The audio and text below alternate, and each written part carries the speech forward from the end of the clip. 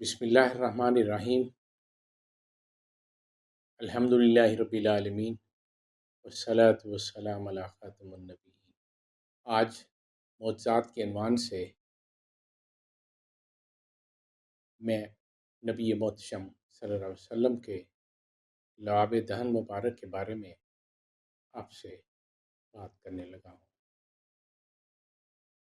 حضرت سہل بن سعد رضی اللہ عنہ سے روایت ہے کہ رسول اللہ صلی اللہ علیہ وسلم نے فرمایا،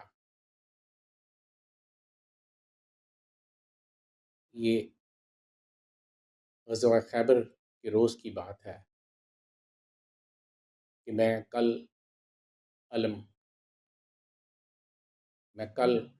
اسلام اس شخص کو عطا کروں گا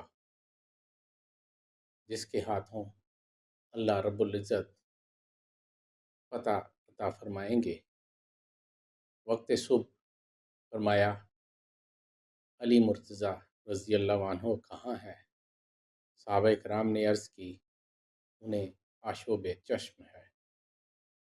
آپ صلی اللہ علیہ وسلم نے فرمایا، انہیں بلا بھیجو۔ آپ صلی اللہ علیہ وسلم نے ان کی آنکھوں میں لعاب دہن لگایا، ان کے لیے دعائے خیر کی، وہ اس طرح شفا یاب ہو گئے گویا انہیں کوئی درد تھا ہی نہیں۔ طبرانی نے حضرت علی مرتضیٰ رضی اللہ عنہ سے روایت کیا ہے کہ حضور سپہ سالار اعظم صلی اللہ علیہ وسلم نے مجھے خیبر بھیجا۔ میں نے عرض کی، مجھے آشوب چشم ہے۔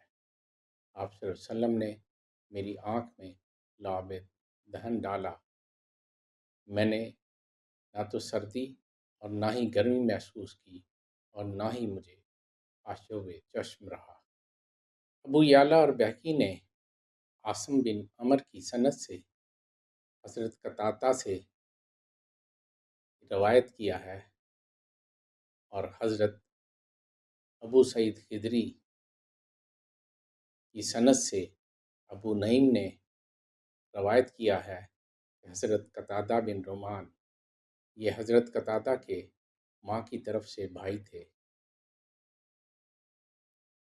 کہ یوم احد کو ان کی آنکھ کو تیر لگا، آنکھ کا ڈھیلا ان کی پیشانی پر بہہ پڑا۔ صحابہ کرام نے اسے علیحدہ کرنے کا ارادہ کیا، پھر کہا، تم حضور انور شفیع الامم صلی اللہ علیہ وسلم سے مشورہ کر لو۔ انہوں نے آپ صلی اللہ علیہ وسلم سے مشورہ کیا تو آپ صلی اللہ علیہ وسلم نے ان کا ڈھیلا اٹھایا، اسے اپنی ہتھیلی مبارک پر رکھا، پھر یہ دعا مانگی، مولا انہیں جمال عطا فرما۔ اس میں لعاب دہن لگایا، یہ آنکھ دوسری آنکھ سے زیادہ درست اور حسین تھی۔